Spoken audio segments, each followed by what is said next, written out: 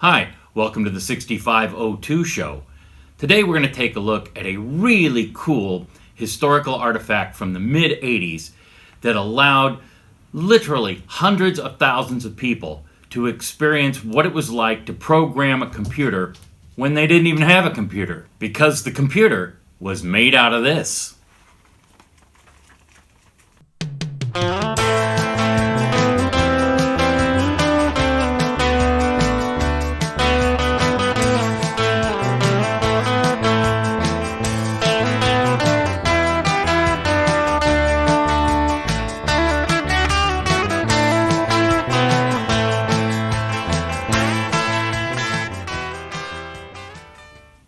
The computer in question really isn't a computer at all. It's actually more of a model of a computer. It's called the know-how computer, also sometimes called the WDR paper computer. And this was conceived by the folks at West German Television in the early 80s for their television program Computer Club. Well, I'm going to let my friend Master Hit 1 tell you all about it. Take it away, Nils. All right, let's go. Imagine it's 1983. You're young and you want to learn something about computers, but actually it's completely unaffordable. The C64 just hit the market with a price tag of 1,500 Deutsche Marks. Completely out of bound for a young person, even under the Christmas tree. So there was a computer show on television which was called Computer Club. And they covered the problem. Wolfgang Back and Ulrich Rode invented a computer just on paper. It's a simulation how a computer works.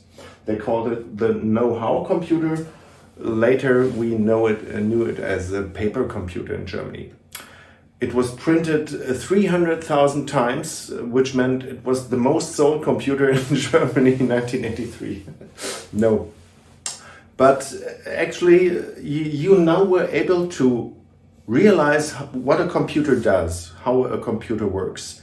And this is it had 5 commands, and these 5 commands are very near at the back then processors like the 6502. The commands in special are increment the content of memory position, a special memory position by 1, decrement the content of a special memory position by 1, jump to a program line number.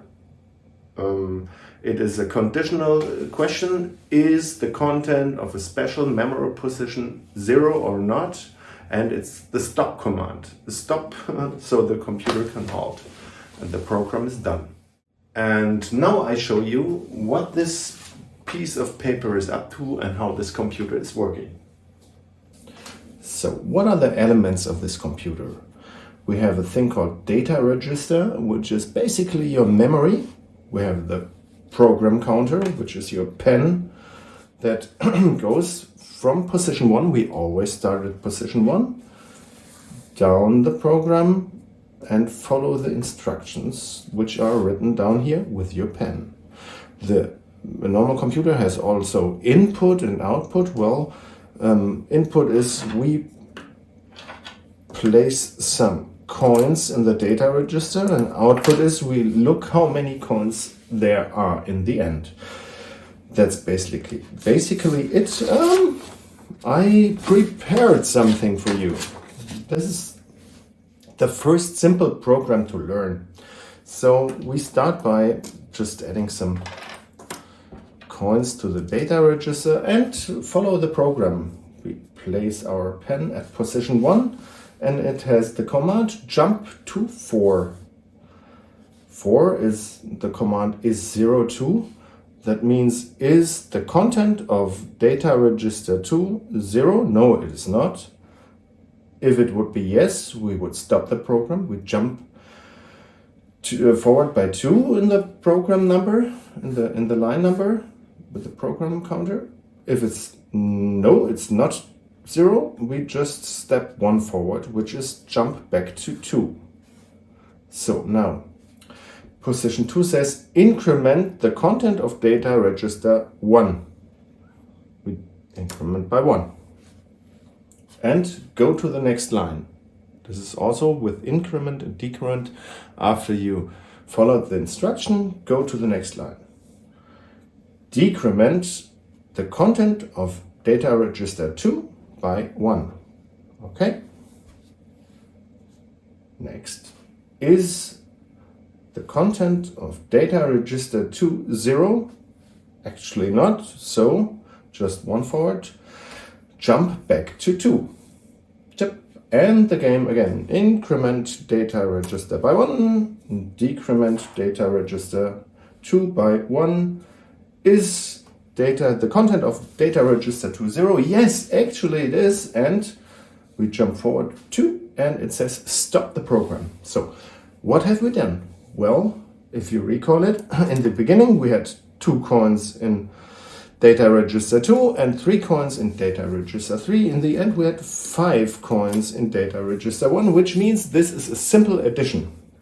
And as you all know, adding something is just a simple form of multiplication, which is adding and adding and adding more. So multiplication works, subtraction works, everything works. Everything a modern computer is also up to. Very simple, and it's working. Fun fact, the show Computer Club still exists today. So if you Google or go on YouTube and Google Computer Club Germany, you will find this show. It's now called Computer Club 2 or Computer Club 2, but you can watch it. It still exists. That's it from here. I hope you liked it. Back to you, Dave. Wow, pretty cool stuff. And you only have the 5 instructions, and really 4 if you count, you take halt out of it. But it's complete. It can do any kind of calculation as long as you've got enough paper and enough markers to do whatever program you want to do. Well, the educational value is pretty obvious here. And anyone can learn the very basics of assembly language programming. Well, one thing that would be kind of fun, I thought, was to make an emulator for this and to run it on a piece of hardware that came out roughly at the same time that the know-how computer came out. And that piece of hardware is the Commodore 16, also known as the 116 in Europe. I wanted to get to know my new machine's graphics capabilities a little bit better, especially in making custom graphics. I've only had the C16 for a few months. So making little custom characters and pseudo sprites, I thought this would be a neat thing to do to learn how to do that. So the first thing I had to do was kind of define the problem. How was I going to set up the machine? We needed to have some way to write code and store code and then execute code. So that's where I got started. I knew I was going to need registers, and I knew I was going to need a program tape, essentially, the instructions that run on the left side of the paper computer. I need a program counter, and I'd need some way to interpret what I was reading off of the program. I'd have to come up with some way to perhaps tokenize this and save it so that the tape could be saved as a sequential file in the Commodore 16.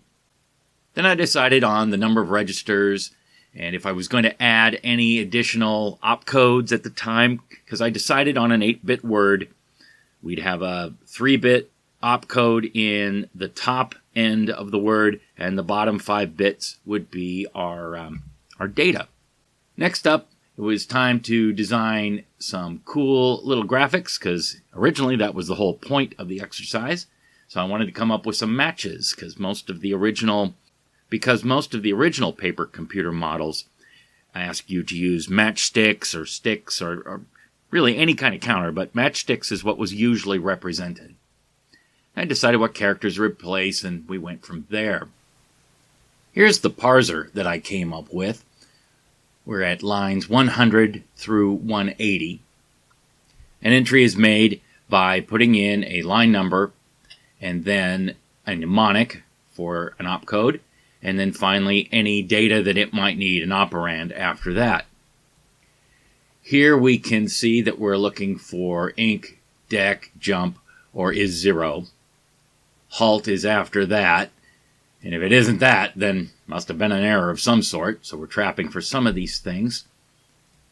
And as you can see by the value of PV, we're going to be able to set up the top 3 bits of an 8-byte word with an opcode.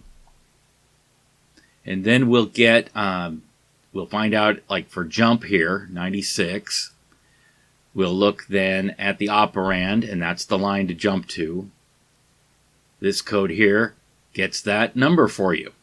We'll tack that on, and PV will then equal the opcode plus whatever the operand was.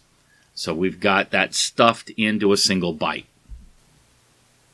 Now, when we're actually executing code, we're going to tear that apart.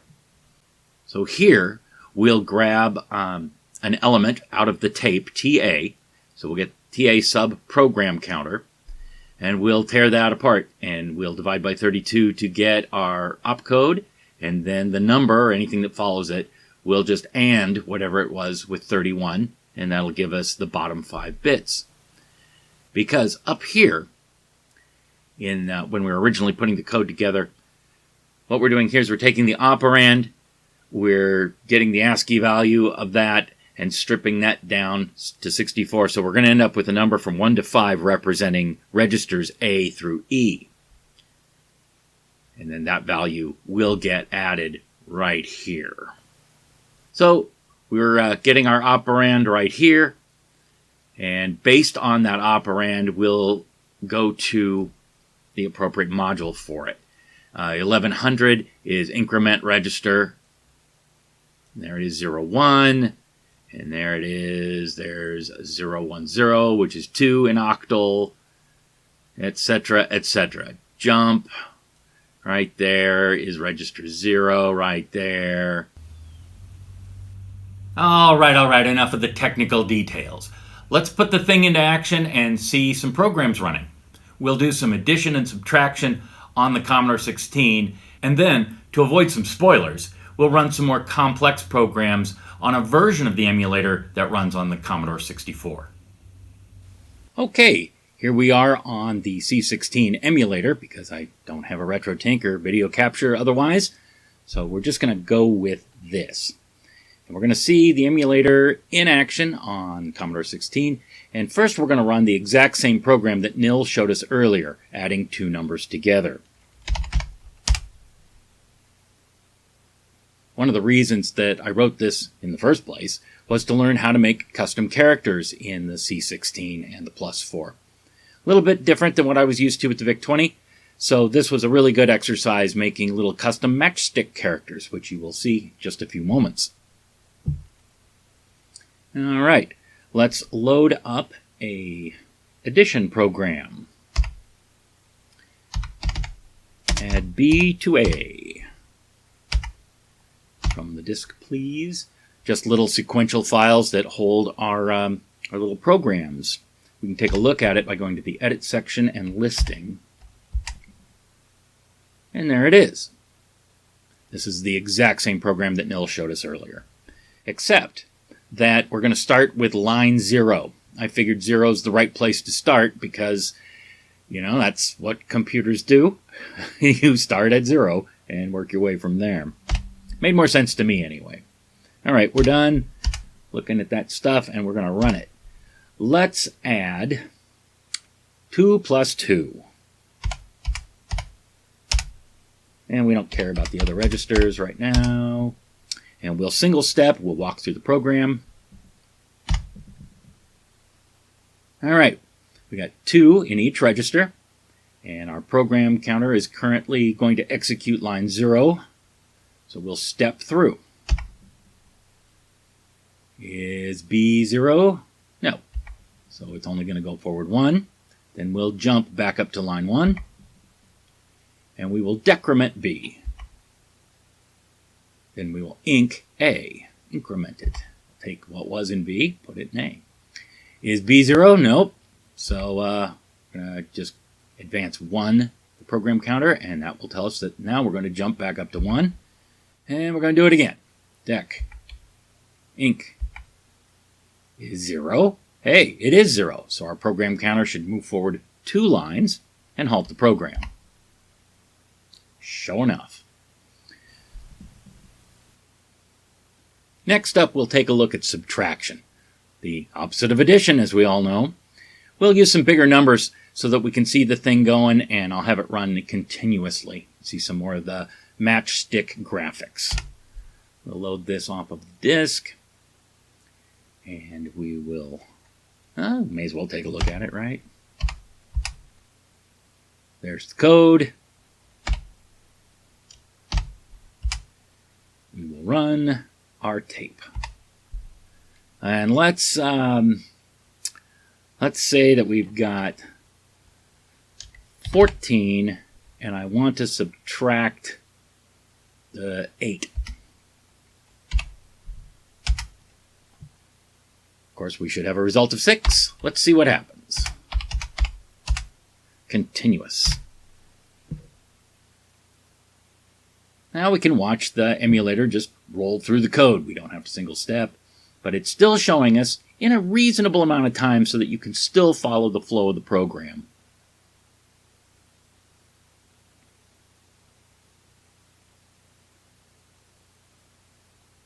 So we're essentially taking away a number that is in B from A until B hits 0. And sure enough, there it is. And our answer is indeed 6. Now let's head over to the Commodore 64 because I want to show you some, well, what that emulator looks like, but then also some multiplication and division. Now I've got the C64 emulation running, and we'll take a look at this. The reason why I wanted to use this particular version of the Know-How emulator is because when it runs continuously, it doesn't show you the tape. And I thought, hey, you know, multiplication, division, a little more difficult, and why take away your fun? You can do it. But this will show you that it does indeed work.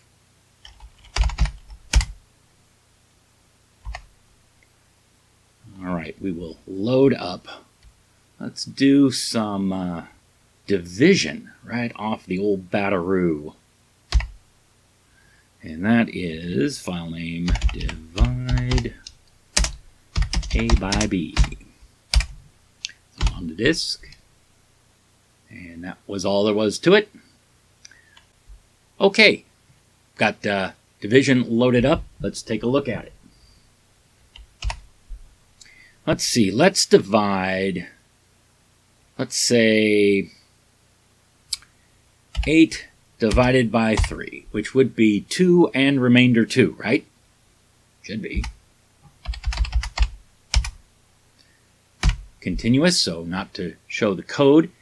If you did choose single step, you would see the code written out on the bottom of the screen, just like we did on the C16 version. And here we're using a V instead of the 5 matchsticks put together. And if you watch this carefully, even without seeing the code, you'll probably figure out how to do division. And the little caveat of how to read the output here is, if there's anything left in B, which there is in this case, the result will be C will be your quotient, and D will be the remainder. If there was nothing in B, then it would just be C, because you'd have a number that was evenly divisible. All right, you knew I wasn't going to leave this video without showing you the version that runs on my homemade machine, the Hassler's Monster 68, and I've got an emulator that is based on the Commodore 64 generic version we just saw, and it runs under TSC 10K Basic. We'll just jump to the warm start address here, ready to go, and run. Looks familiar, eh? All right, we would like to edit, and I will bring in a program.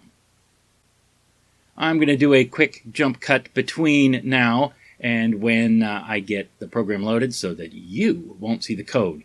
Don't want to steal your fun. All right, now we're ready to go.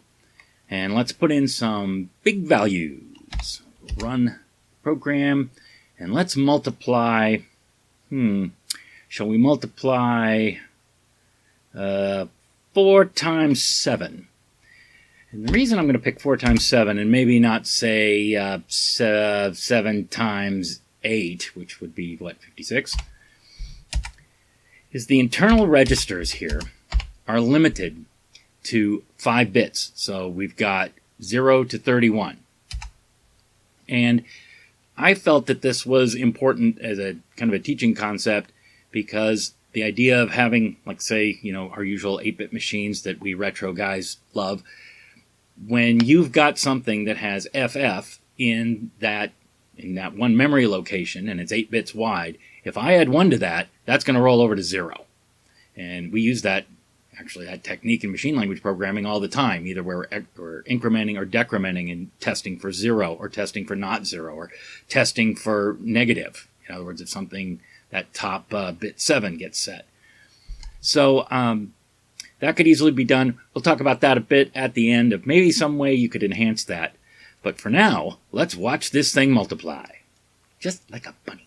If there's one thing us rabbits can do, it's multiply.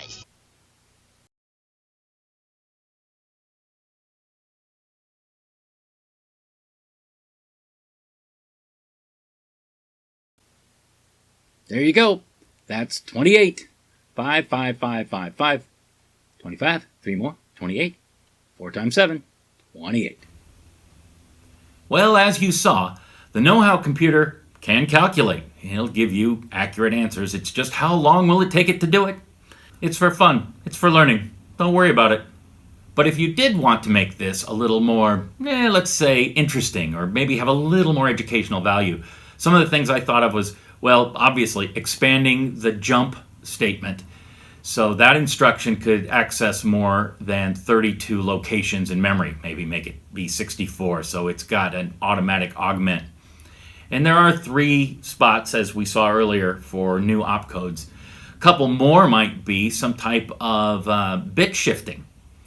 So you could do ROL and ROR, you could do ASL and logic shift right, and maybe make some little bit displays by each register. So not only were you seeing the matchsticks, you'd also see an 8-bit word there that would show you what's happening as well in a binary context. That might be interesting. So I'll leave that for someone else to do if you want to. The software is all available on my website. Link is in the description below. A super special extra thank you to Master Hit 1, my friend Nils. His channel is shown right there, and also it's in the description. So head on over and see all of his retro computing adventures as well. If you like this video, do like, subscribe if you'd like to see more stuff that we've got coming out soon later on this spring. So until I see you all again, you guys take care.